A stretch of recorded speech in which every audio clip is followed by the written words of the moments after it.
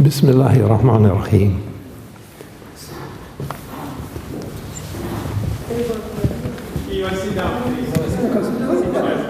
I will sit down in a minute. Lucky I will sit down Hanak, because I have a PowerPoint. What I will do is watch the PowerPoint and talk in Hanak, Mark. Please. But I would like to say one thing very important. Wo uruani eshedo, eshedo. Of course, we have lost Abdul Halim, a wonderful friend. I visited that village you saw. I visited the mountain, Moulay, I visited these places when Halim was a very, very young boy. He wasn't even a man, he was very young. But the thing is that I want to say, we have really, this is the village. While we've got it, let me just mention one thing. No, he took it away. It's all right. Malish, I'll come back. It is entitled An Encyclopedic Knowledge of the Nubian Language. Yani, I don't know anyone in the world, except possibly his brother, who has this brilliant knowledge of the language. I used to know that your mother, Al-Hajja Nasla. I was very, very lucky to hear her speak the beautiful Nubian language that she controlled. And Al-Hajja Nasla is always in my memory. We'll show pictures of it in a minute. What I'm going to do is to sit down now and then join you and very quickly try to move through these slides, because I don't want to go quickly with Halim. So I will do that.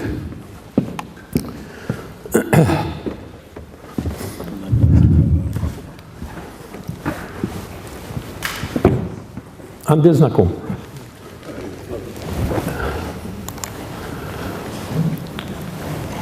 He possessed an encyclopedic knowledge. I presented exactly these words in Russia in the month of June at a great congress of historians, and they were deeply moved to hear the story of Halim Sabar. What he has done today, he has worked on a book which we have just managed to publish. It's his book entirely.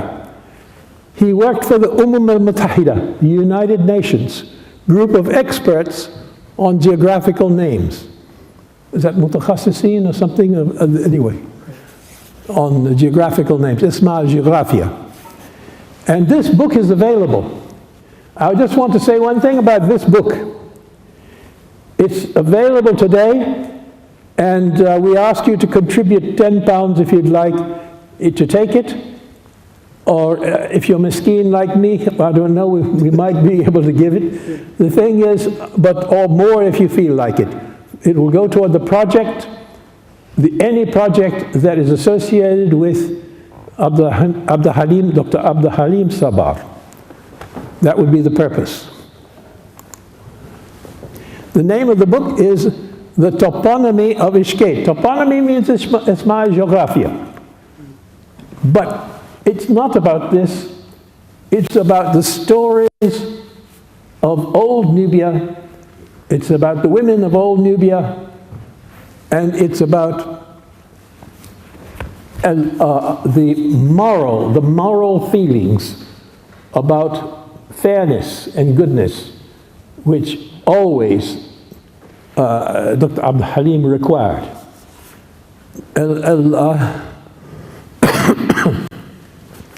So this is a very readable book about Ishkay, the village where he was, about Khashim al-Girba, when people had not Ishkay, Dibera, and Faras, they had Qarya Wahid, Qarya Ithnain, Qarya Thalatha, Qarya Arbatash. Everything was numbers, and even numbers in the Arabic language, not numbers in the Nubian language. So there's a very interesting, and this is actually published by the Polish government now, online. You can even get it online. But they gave us their permission to use it also in the book. So language, and notice the last word, fairness.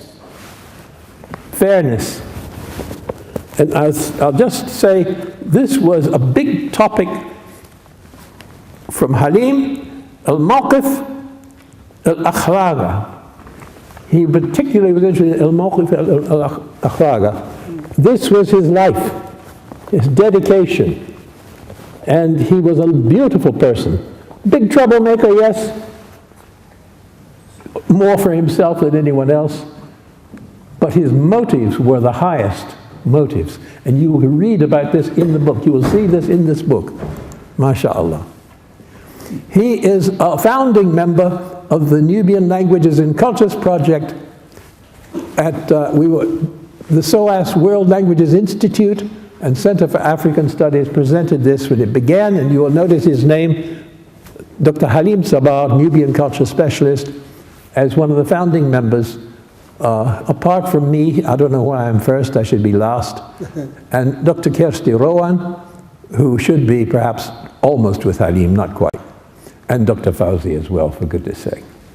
But there we are. Uruani Eshedo. This is what I said at the beginning. When you feel sad, in Nubian you say Eshedo, Eshedo. And this is what, again, the other thing is, Uruani, I'll speak to you that about in a minute. It means, oh my king, there is my king. I'm celebrating my 80th birthday, 80 years old, and beside me is my king. And you can even see him on the, well, not too well, this thing, yes. This is in Oxford. Also, just this month, a very important article is appearing in Do Tawo, a journal of Nubian studies, written by Dr. Abdul Halim Sabah. He is the first author. He allowed me to put my name. There's more of a story than that, but I won't tell you the story now. Zaman, we don't have Mafi Zaman. The title is Endangered Ismal Geographia, Toponymy, along the Nubian Nile. And he's talking, I won't go into this again. It's a very important article. It's coming out right now. You can actually will be able to get it online if you go home and use your computer. There he is in May of the year 2010. That was 7 years before he died. And there he is with the people in the Y Valley next to a diffie. You notice that there's a diffie. The diffie is the ruined fortress. And around that the people live in their houses. And this is one in Ross on Wye called Wilton Castle. And he made a speech to the Y Valley Association. Right now, if you want to leave here and go to 50 Fitzroy Square, the Royal Anthropological Institute, you will see that picture of Halim on the wall with this great thing which he did. Here's a picture from the Y Valley. You will see the two people fishing in the river, and there are also pictures of Nubia itself. And I won't go into that, but just to mention some of the important things. Are you going to say, "Wo urwani ishked al-fajur"? I will go to ishked fajur. Ishked al-fajur. And we're now going to Ishked, and you've seen that already. I want you to notice especially the white building. Now, I don't know whether we pointed out all the buildings. We can see the houses of, we can see the house of Dr. Halim himself, and also Dr. Abdullah Sabar, up at top, very close to the big square. Across the square is a beginner's school. And in that beginner's school, who do you think was one of his teachers? I think they share a great deal in common, believe me. Muhammad Wardi was his teacher. was one of his first teachers. I asked him once, Halim, did Muhammad Wardi ever beat you? He said, well, Muhammad Wardi was a very kind teacher. Like it must be, there was no rud. I don't know, I didn't get an answer. So I don't know whether the answer was yes or no. But he still regarded great admiration, and also for the sense of morality, the sense of other people, love of other people, of Wardi. So let's go ahead. Another person that I think Dr. Abdullah will recognize is Abras Ayub, whose house was very close there, and he was very good at making peace between people who were arguing. And when I was there, it was Ramadan, this was 1963, and in Ramadan I met this old man, and we offered him a ride and offered him something to eat. He started to eat it and then realized that it was dangerous. And just behind us, in Ramadan you don't do this, and so we felt very bad about this, very guilty. But there's Jabal Sahaba, a little bit still out of the water, Mishkada? Yeah, still there. Most of it completely under the water, lost because of Sidd al-Ali. This is the beautiful River Nile. I won't go into that Jabal Atiri, except that there is a poem called Irkuni, Our Homeland, by Dr. Mustafa Abdul Qadir, who I know now, alhamdulillah, as well. He's in Egypt, Egyptian side, Adidan. There he is. One night, Dr. Halim went home and spent the night writing the whole poem, not this, 20 times as much as this, translating it all, producing it in beautiful Nubian. He did this in one night. What he could have done if he'd done that regularly, what we have lost. He had an ability I've never seen with anyone else. Now this is very, very interesting. If you walk north of Ishkait, you cross the river at Faras and you walk into southern Egypt, before you get to Abu Simbel, you find Balanya. This is very important because the Royal Geographical Society had a director whose name was Sir Lawrence Curwen. Sir Lawrence Curwen excavated the tombs of the Nubian kings of 1,500 years ago. These also are lost. They're gone forever, covered with water, covered with silt. And this is Balanya, and he was director of this Royal Geographic Society here. Because of Sir Lawrence Curwen, I went and worked in Nubia, and I met all the Nubians, including eventually Halim himself. So I really have I feel that this is a historic place, because this very, very society was one which sent me into Nubia, in a sense, it did. The name of that place is written Balana, and even Sir Lawrence Curwen called it Balana. But we know better. Halim knows better. It's Balanya. Now let's listen to him say it if this works.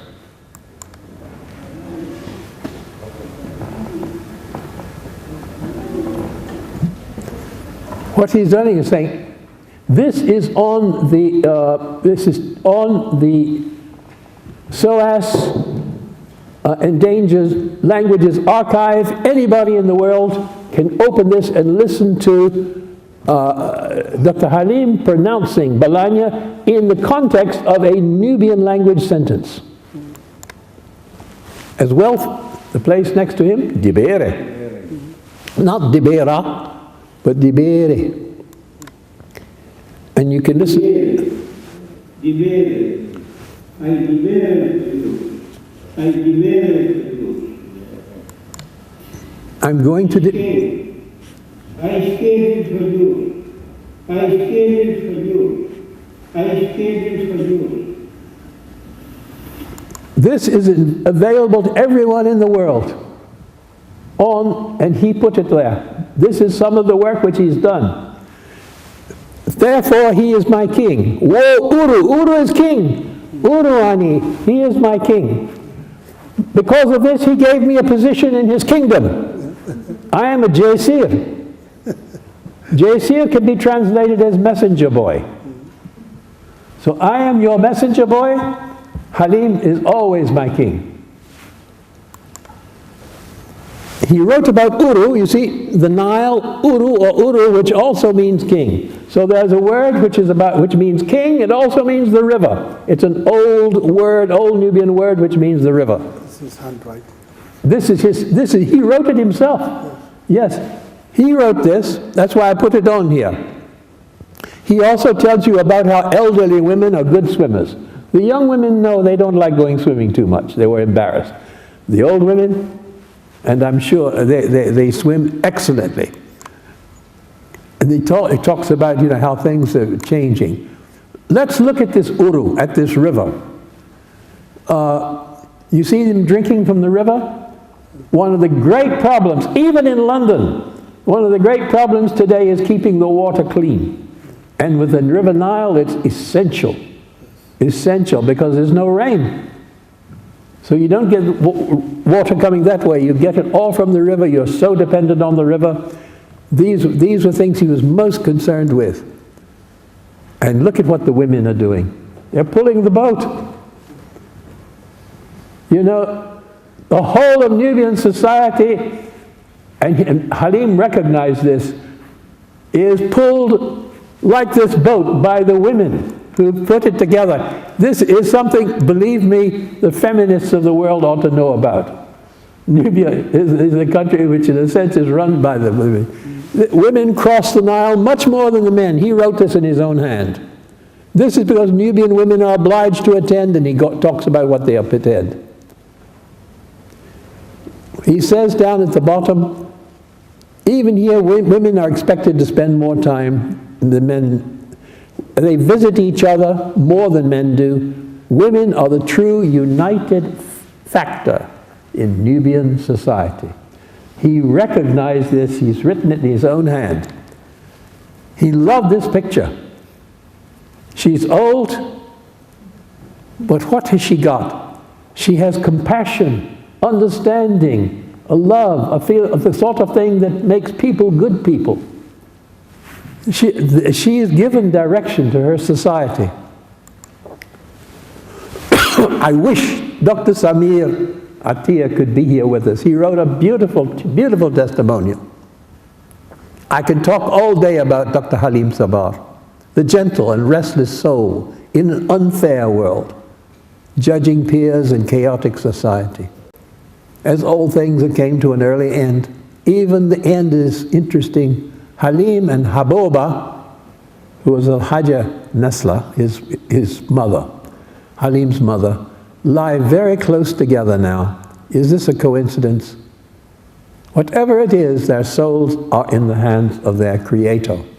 This is from Dr. Samir, who is in China. He was very keen to be here. He could not possibly be here. And I'm so glad. And here we also see, and I would say Al-Hajja Nasla as well. And this is their grave in Khartoum. And there, she's on the left here, for those who don't read Arabic. On the right you see Halim. And the sort of brown place in the back is Al-Hajja Nasla. That is her tomb in Khartoum, a resting place. Here's a picture of Halim with Al-Hajja Nasla,